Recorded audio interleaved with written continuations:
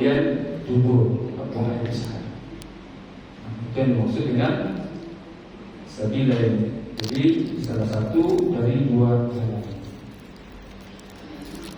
Kemudian dilanjutkan, walam tulamisil mar'ah, dan selama kamu tidak menyentuh wanita. Jadi kalau sudah berwudu tadi, selama tidak keluar dari dua jalan, itu buang air kecil, dan tempat keluarnya buang air besar. Ya. Kemudian selama kamu tidak menyentuh wanita. Nah, dalam hal ini nanti ada perbedaan. Jadi menyentuh di sini bisa bermakna kata aslinya atau bisa bermakna konotasi, kata yang kiasan, tidak sebenarnya. Di bagi yang asli mengatakan yang dimaksud dengan menyentuh di situ adalah bersetubuh, tidak hanya menyentuh dalam arti senggolan.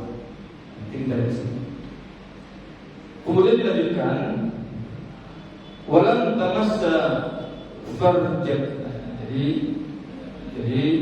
walam tamassa farjak. Jadi dan tidak menyentuh kemaluan. Jadi sudah berwudu, kemudian tidak diperkenankan menyentuh kemaluan secara langsung. Bagaimana itu? Apakah boleh kalau seandainya pakai alas? Ya, dalam hal ini tentu nanti ada penjelasan. Kemudian dilanjutkan,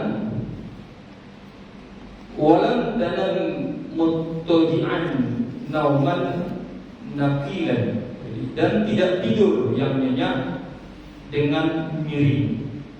Jadi tidak tidur nyenyak dengan miring. Jadi miring itu bagaimana? Nah, ini berarti ada 4 poin di dalam pembahasan terkait dengan masalah hadas ini.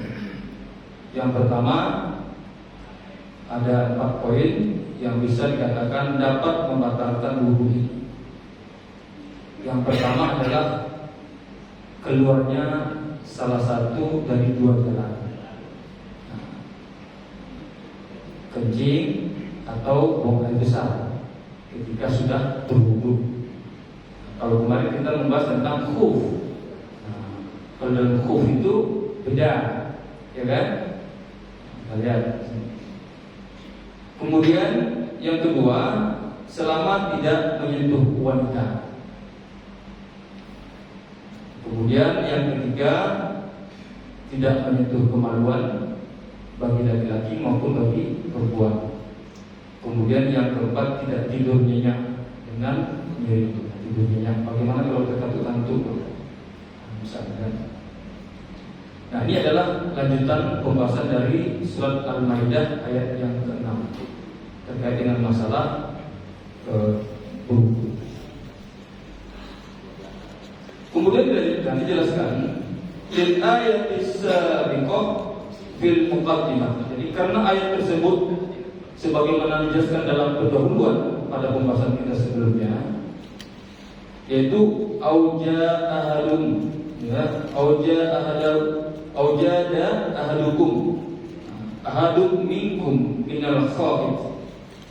Jadi dikatakan auja'a, jadi atau salah satu ahadun minkum minal khaif, daripada kamu datang dari kamar kecil. Ini salah satu dalam surat Al-Maidah itu dikatakan kita salah satu daripada datang atau keluar dari kamar kecil atau dari WC itu bertoilet. Ini lanjutan daripada ayat ini tentang hadas ini. Wali hadisi Sofwan al-Mutaqaddimah, dikatakan dari hadis dari Sofwan sebagaimana dijelaskan dalam ayat yang sebelumnya, katakan walima sabata sahihaini wa ghairihima, dalam Bukhari, Muslim dan lainnya dikatakan, dan pula karena apa yang telah ditetapkan sebagaimana oleh Bukhari, Muslim dan para ulama lain.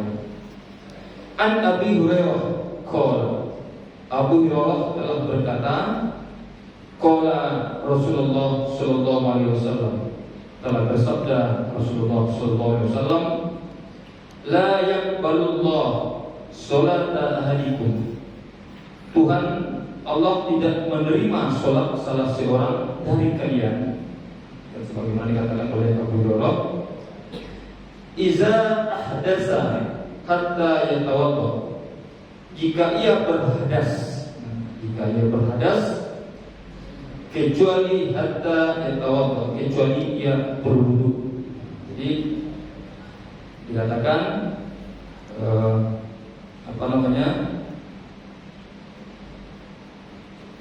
tidak diterima sholat salah seorang dari kalian, sebagaimana tadi dikatakan, jika ia berhadas. Berhadas kecuali ia berwudu. Apa itu berhadas? Tidak ada tadi. Waqad fasarrahu Abu Hurairah, dan Abu Hurairah juga telah menerangkan, lamma qala lahu rajul, kepada orang yang bertanya kepadanya, mal hadasa, apakah hadas itu? Ini ada seorang bertanya kepada Abu Hurairah. Abu Hurairah menjelaskan, apakah hadas itu? Kata orang itu, qala, jawabnya, fusaun auduratun. Jadi fusaun auduratun ialah kentut yang tak berbunyi atau yang kentut yang berbunyi atau yang tidak berbunyi. Jadi Abu Hurairah ditanya oleh seorang sahabat itu, apakah hadas itu? Beliau menjelaskan, yaitu kentut yang berbunyi atau yang tidak berbunyi. Tidak hanya kentut, mungkin bisa jadi keluar sesuatu. Wali hadisi, dan menurut hadis, iza kana ahlukum, apabila salah seorang dari kamu fil masjid, ada dalam masjid, fawajada rihan, kemudian bainal yadayhi, maka ia merasa ada angin di antara pantatnya, yadayhi, fala yakhruj, maka jangan keluar, hatta yasma'a sautan, jadi sehingga mendengar suara.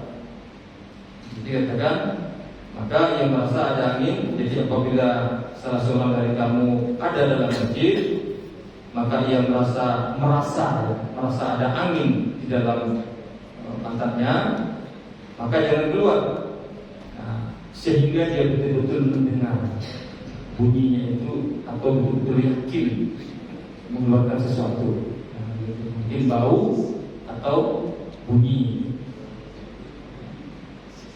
Nanti kita mungkin bisa merasa-rasa, sepertinya, seperti kayak ada rasa, ini kentut apa tidak ya? Gitu kan? Gitu ya? Ragu gitu ya, ragu. Jadi seperti itu.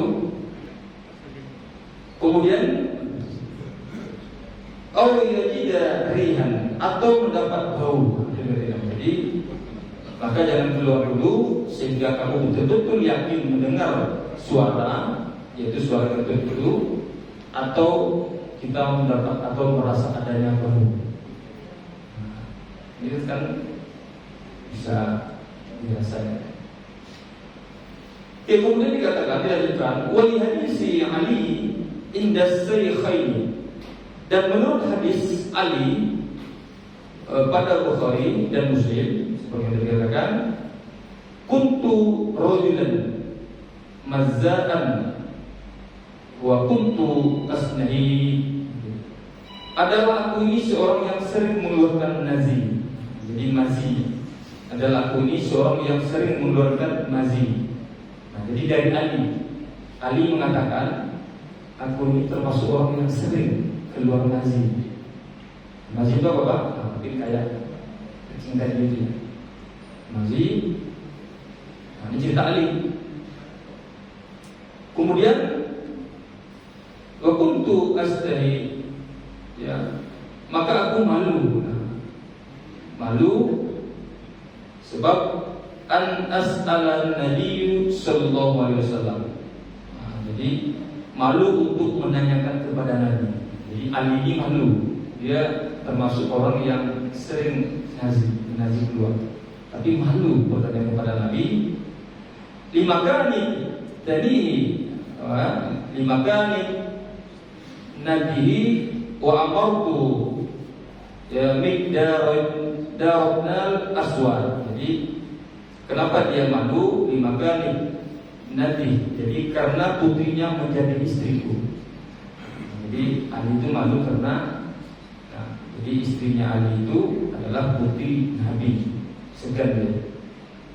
Kemudian wa amartu bil Maghdad ya Maghdadnal Aswad. Jadi maka aku menyuruh Miqdad bin Aswad. Ini seorang sahabat. Jadi Ali tadi menyuruh Miqdad bin Aswad ya untuk menanyakan kepada Rasulullah SAW. Jadi kemudian untuk menanyakan kepada Nabi, faqala, lalu Nabi menjawab, Nabi mengatakan, yaghsilu zakarahu wa yatawadda. Hendaklah ia mencuci kemaluannya dan berwudu. Kata Nabi. Jadi kalau betul-betul merasa sering keluar dari sebagaimana dikatakan oleh riwayat dari Ali bin Abi Thalib, jadi dikatakan dia termasuk ya melakukan itu, pernah keluar masjid itu lalu ingin bertanya malu. Karena malu karena istrinya atau istri beliau adalah putri Nabi. Lalu menanyakan kepada sahabat yang lain supaya langsung nanyakan kepada Nabi. Nabi menjawab, maka disuruh untuk mencuci kemaluannya dan berwudu.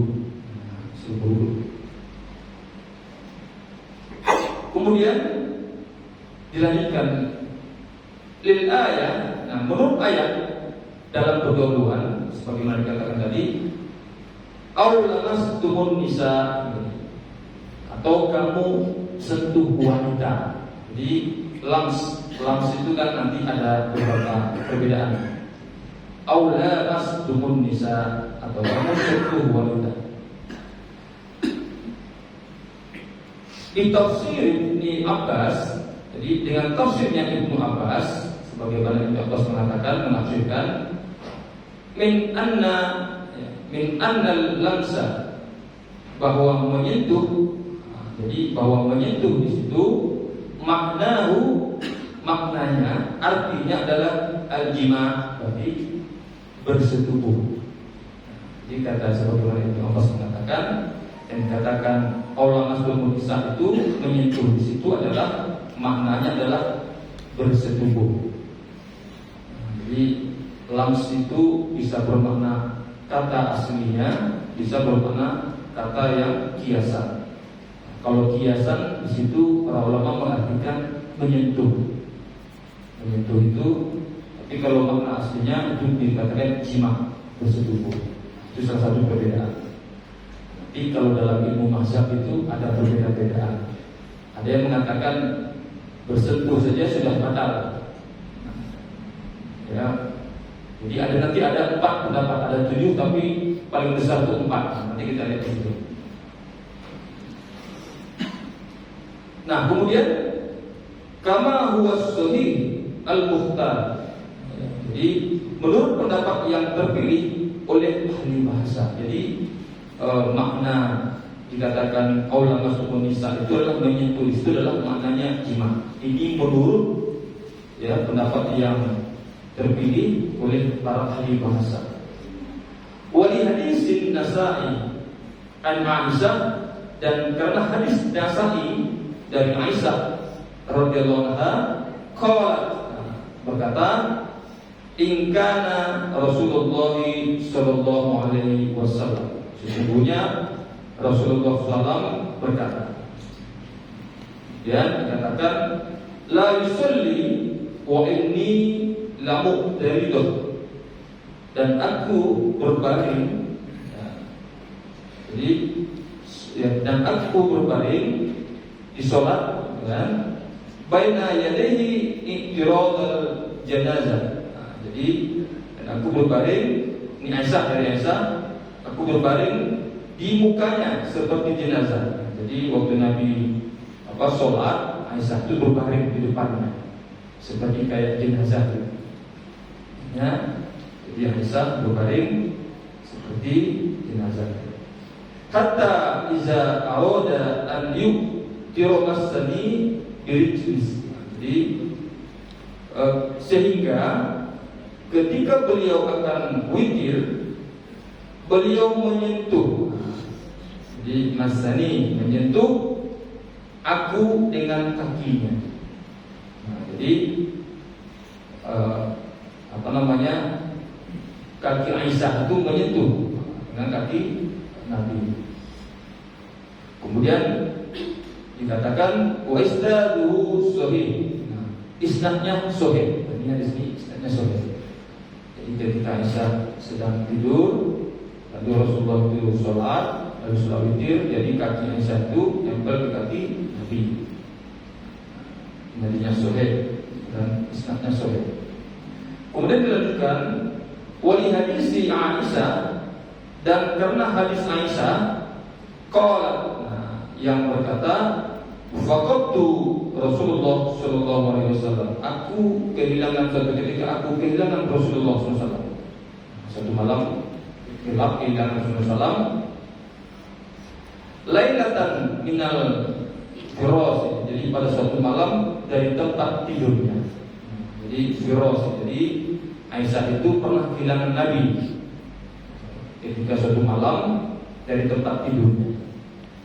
Kemudian dikatakan fatamastuhu fawadaqtu, ya, adaya ala batin qadamaihi.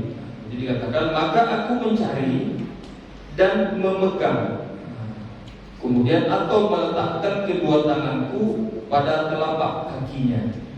Jadi Aisyah itu kehilangan.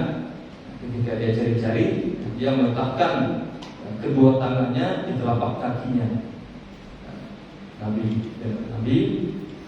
Nah, sebagaimana ini hadis ya diriwayatkan oleh Muslim, kemudian Imam At-Tirmizi, dan disahihkan olehnya.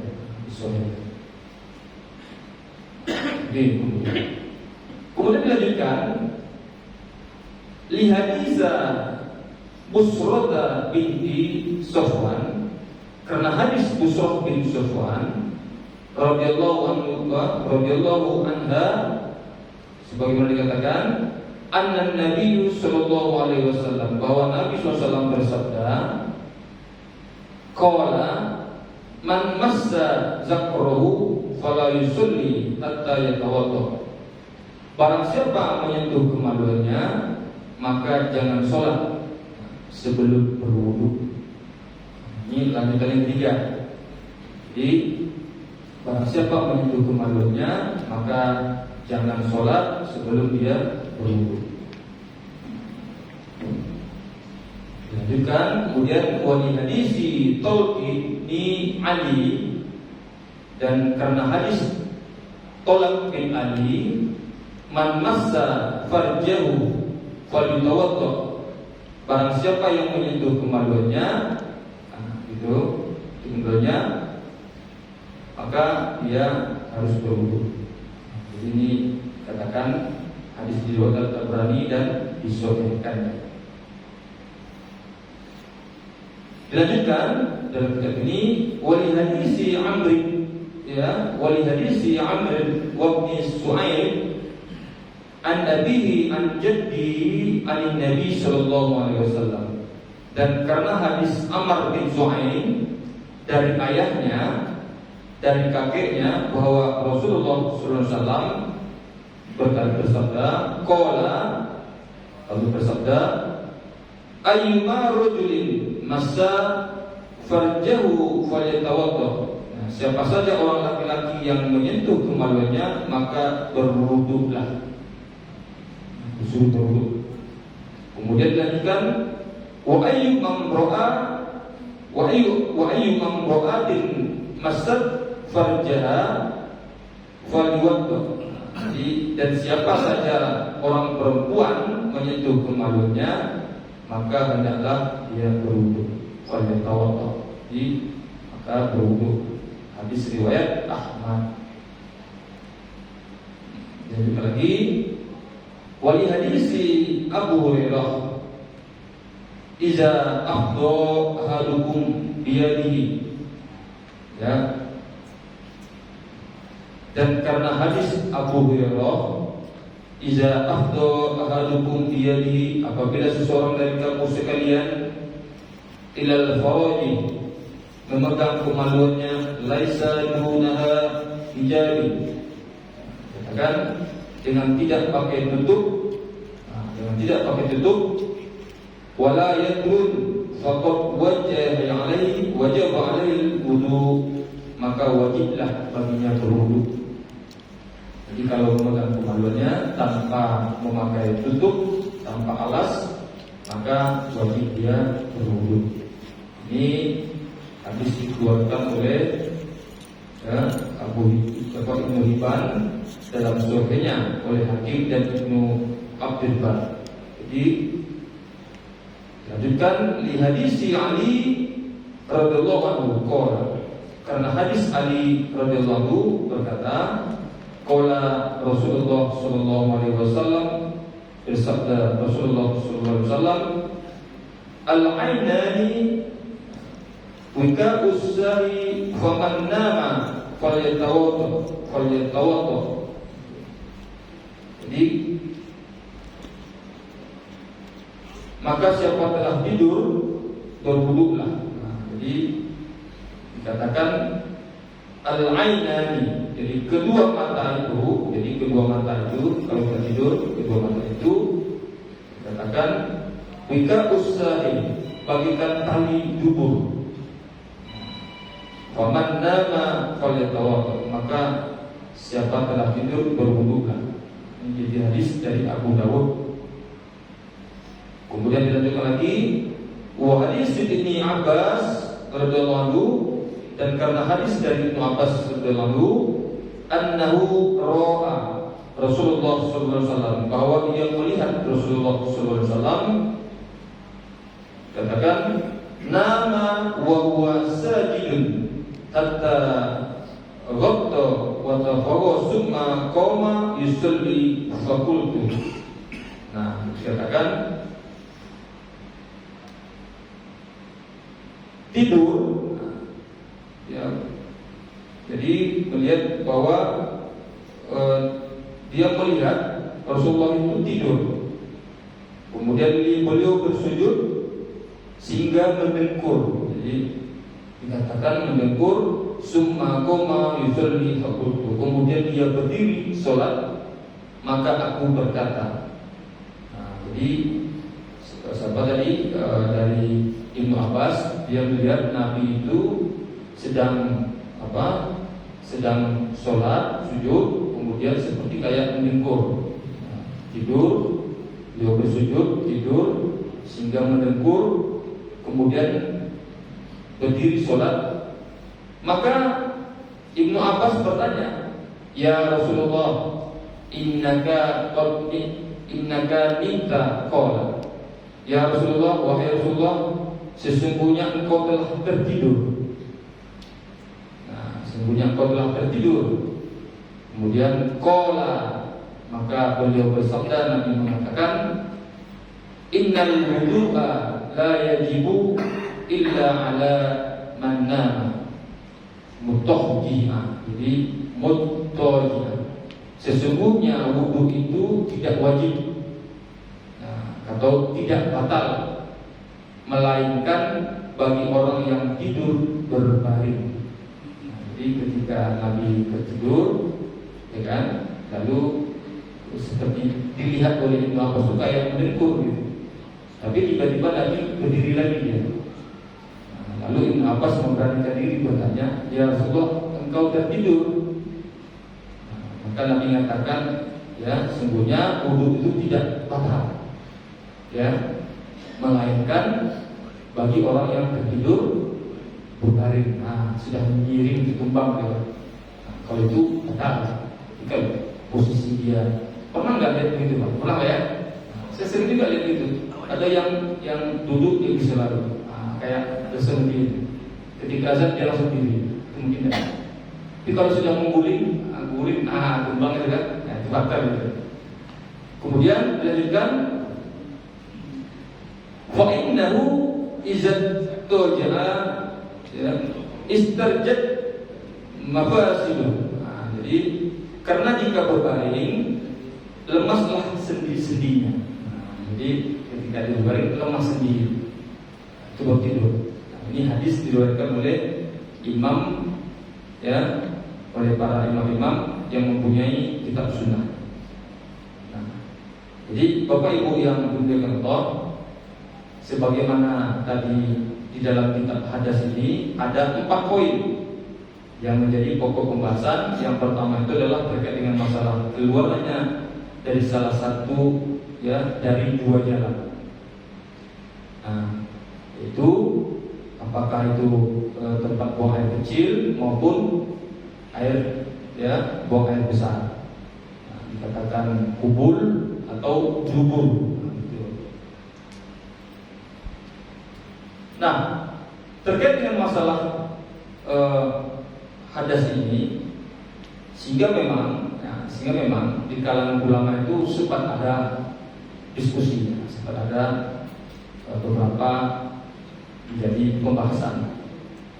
Pertanyaannya, apakah keluarnya sesuatu dari salah satu dari 2 tempat tadi,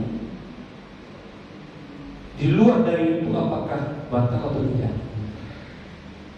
Misalnya, apakah batalnya itu karena najisnya yang keluar dari tubuh dan pipis itu, atau karena tempatnya?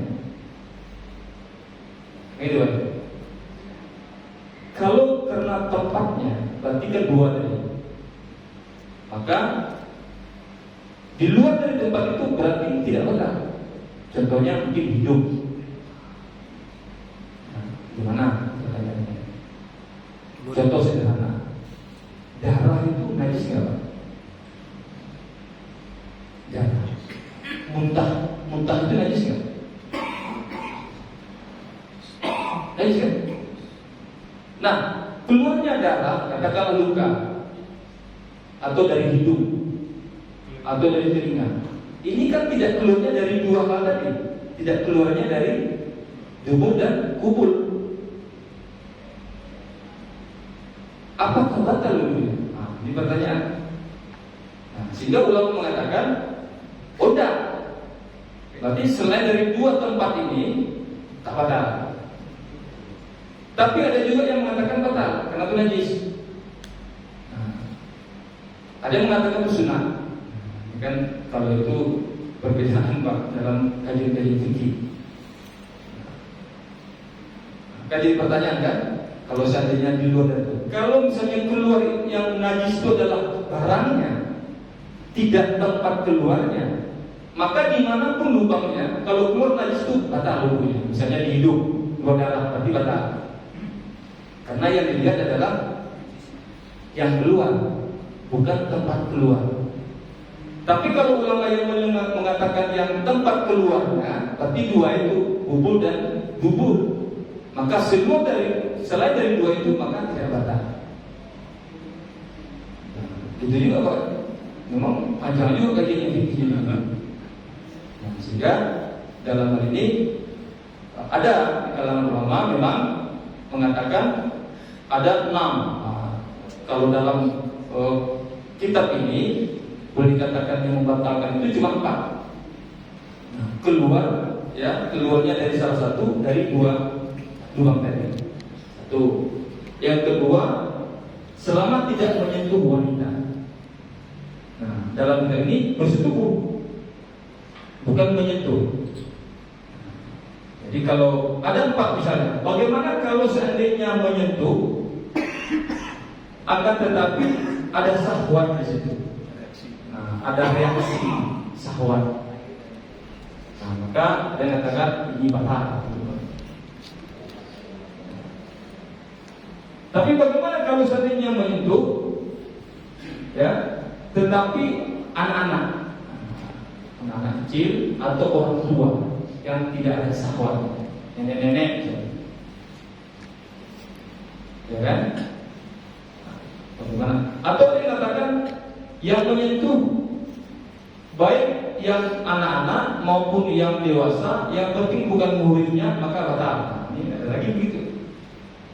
Terserah, pokoknya menyentuh yang bukan muhrimnya, baik laki-laki, baik anak-anak, baik wanita yang dewasa, pokoknya batal. Nah, sementara ada yang mengatakan kalau hanya menyentuh saja, tidak sengaja, kemudian tidak ada syahwat, ya batal. Karena yang dimaksud dengan istilah di sini itu adalah menyentuh di sini adalah bersetubuh. Itu sebagaimana yang dijelaskan. Nah, Imam Malik itu termasuk yang tak apa-apa. Bahkan salah satu Imam Malik itu ada yang mengatakan kalau yang ciuman itu kehormatan, itu tak apa-apa, itu kehormatan. Nah, gitu. Tapi ini debat-debat juga, jadi perdebatan juga. Kalau menyentuh batal, kita pergi haji. Nah, ini orang mazhabnya Malik itu kan banyak di Mekah. Kalau pergi haji, senggol-senggolan karena sekian ramainya, batal nggak wudunya? Ah, kalau batal wudunya kapan hajinya, Pak? Nggak jadi itu tawafnya nanti. Senggol, ramai senggolan, balik lagi ke wudu. Baru masuk Masjidil Haram lagi, senggol lagi, batal lagi. Kapan hajinya? Nah, maka di situ.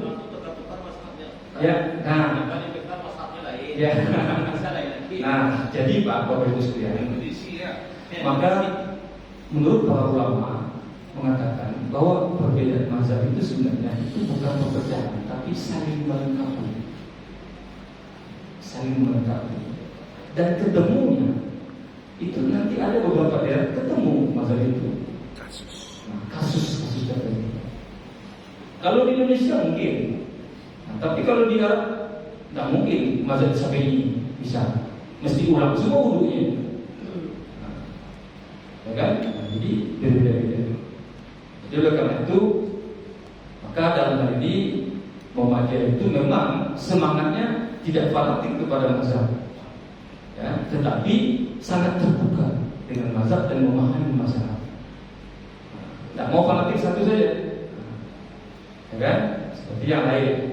Jadi makanya dalam hal itu semangatnya tetap Al-Quran dan Al-Hadis. Kalau hadis itu sahih, nah itulah yang menjadi panduan. Ya, lalu tetap merujuk, mempelajari sebagaimana para ulama mengulaskan. Bukan anti mazhab, bukan menolak mazhab bulat-bulat. Semangatnya tetap Al-Quran dan Hadis. Nah, itu manhajnya, bukan mazhab, manhaj. Jadi manhaj tapi tidak bermazhab. Tapi bukan berarti tidak mempelajari dan mengetahui mazhab. Nah, salah satunya seperti itu. Nah, kemudian terkait dengan masalah tadi yang keluar masjid tadi itu, nah sebagaimana hadis yang diriwayatkan oleh Aisyah. Nah, ternyata Nabi Aisyah itu ketika Nabi sholat kakinya menempel, bahkan Aisyah pegang, berarti tak batal, ya kan? Jadi menyentuh di situ. Bahkan suatu ketika ada seorang sahabat, ya, jadi sahabat ini dia melihat Nabi muntah. Nabi muntah, lalu diambilkan air. Lalu Nabi minta air, lalu diambilkan, lalu Nabi berwudu. Dia tanya, Rasulullah, apakah muntah itu najis? Apa kata Nabi? Ya lihat saja, Al-Quran ada Al-Quran katakan disuruh batal wudu karena muntah. Nah, ini salah satu alasan katakan di luar dari selain dua itu tidak batal. Itu salah satu dari sini. Suatu ketika kaum muslimin oleh Nabi itu disuruh kaum muslimin, beberapa kaum muslimin untuk menjaga kaum muslimin yang lain supaya jangan diserang oleh kafir Quraisy. Maka kaum muslimin ketika itu ada yang sholat, sedang sholat lalu dipanah sama orang kafir Quraisy. Dia sedang sholat lalu tertancaplah ke tubuh. Lalu dia tetap melanjutkan sholatnya. Dipanah lagi, tancap lagi sampai 4 kali. Nah, lalu sahabat yang menjaga tadi melapor kepada Nabi, ya Rasulullah, si fulan itu kena panah, darahnya mengalir. Apakah sholat? Tapi dia teruskan sholatnya, dia tak berhenti sholatnya. Nah, lalu Nabi mendiamkan. Nabi tidak mengatakan batal ulang, enggak. Nabi mendiamkan. Takrir namanya. Maka itu juga salah satu alasan para ulama mengatakan darah itu kalau luka pun tidak perlu batal wudhu, sebagaimana peristiwa ini. Baik, Bapak Ibu untuk Allah. Nah, inilah terkait dengan masalah hadas. Jadi hadas itu dari saya katakan 4 tadi yang disebutkan. Satu keluar dari buang kecil besar, kemudian menyentuh wanita, kemudian apa lagi tadi? Ya, ada 4 tadi ya. Nah, baik, karena waktu kita yang terbatas, Insyaallah mungkin minggu depan kita lanjutkan, dan saya akhiri dengan ucapan Alhamdulillahirobbilalamin. Assalamualaikum warahmatullahi wabarakatuh. Saya ada 1 menit Pak Ustadz. Ya, mungkin bisa tanya Pak. Ini kan disunahkan kita sebelum tidur menjaga wudhu. Ya. Jadi artinya wudhu kita itu otomatis batal pada waktu kita udah tertidur. Iya. Nah, kan itu. Iya. Ini bagaimana ini? Ya betul Pak. Berarti kan sudah tertidur. Kita sudah wudhu nih, kemudian kita sempat tidur. Nah, kan tidur baring karena tadi lemah lah sendi-sendinya. Kalau sudah berbaring itu udah batal. Berarti ini kan. Tapi kalau guling-guling, golek-golek itu tidak tidur. Nah, gitu Pak ya, iya kan? Kalau hanya guling, menggeliat, tidur, meluruskan sendi-sendi, itu tidak batal. Tapi kalau dia tertidur, pulas sudah sampai dia tumbang, merebahkan diri, itu batal. Tapi kalau pada posisi dia masih bisa, dia duduk, sujud, atau dia berduduk saja gitu sambil bersila, tapi kalau pulas ya batal. Ini bagian kan dari sunnah. Sunnah sebelum tidur itu kita kan salah satu di antara untuk menjaga itu fadilah sunnahnya Pak. Beda apa? Itu fadilah sunnahnya, bukan kaitan dengan sholat. Itu maksudnya. Kalau kaitan dengan sholat, itu beda. Tapi kalau disunahkan berwudu, jangan kan mau tidur, mantap berjalan pergi wudu. Kan kita mau pergi kerja wudu, pergi ke pasar wudu, itu disunahkan. Itu sunnah wudu. Bukan wudu kaitan dengan sholat. Terima kasih. Demikian. Assalamualaikum warahmatullahi wabarakatuh. Waalaikumsalam warahmatullahi wabarakatuh.